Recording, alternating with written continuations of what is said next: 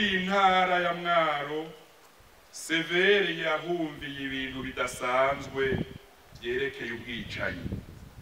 Icambere, imigano yo kwica abahutu bahagaritswe bitwa bamenja canke bamurere ngo yaje iva mu mugamba, izanwa n'imiduga iherekejwe na musitanteri Nyambere Damas yararongoye komine ya Rumonge. Ibi tuvuga vyerekeye cane cane abiciwe aha muri komine Gisozi, aha turi ico gihe ngo yari komine Bisoro, n'ibiro vyasambuwe biri aho haruguru inyuma yanyu ku metero zitarenga 200. Aho inyuma yanyu aho mwicaye impome ziracaboneka, niho hari komine Bisoro ya kera. Ica kabiri, musitanteri wa Bisoro wo mu 72 mu matohoza Severe yakoze kandi yimbitse yerekana ko uwo musitanteri avugwa n'abahutu n'abatutsi mu bwicanyi bwabaye muri kano karere. Ubwo bwicanyi bwahitanye abahutu benshi, bukurikirwa no kunyaga imiryango yabuze, inka, ibitungwa bito bito, ivyo mu nzu nk'intebe, amazu n'amatongo. Ica gatatu, muri komine Kayokwe naho nyene hariho musitanteri abakuze barazi izina ryiwe. Amakuru Severe maze gutohoza amenyesha ko uwo mutegetsi hari vyiza yakoze mu bwimo bwo mu 72, cane cane mu gukingira musitanteri Barihonyoyeko François wa komine Nyabihanga, yitanze kugira abahutu n'abatutsi b'ikomine arongoye ntibacanemwo. Muri komine Kayokwe harabaye ubwicanyi nahone.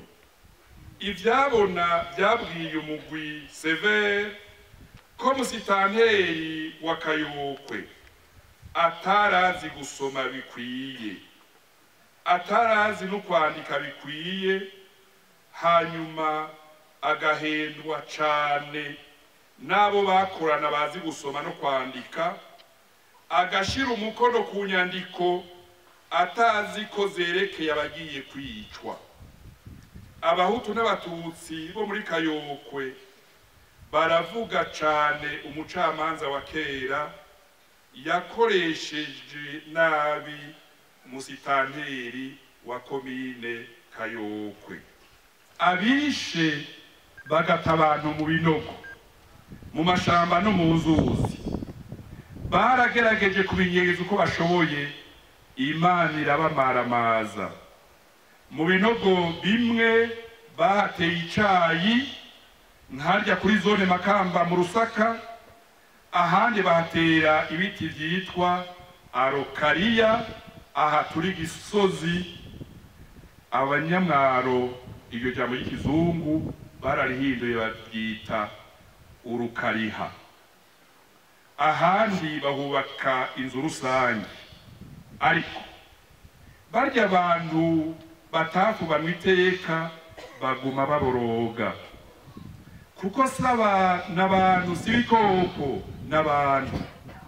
Imiryango yabo ntiyarize, ntiyagandaye kandi ntiyagandutse. Aho Gisozi turi ibinogo 9 twahafuruye, mu nkurikire neza, vyavuyemo ibisigarira vy'abishwe 756.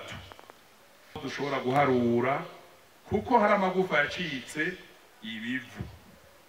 Muri zone Makamba ya komine Rusaka havuye ibisigarira vy'abishwe 267 vyo mu misi heze. Hariho bishasha vyatowe muri zone Makamba bishika 55.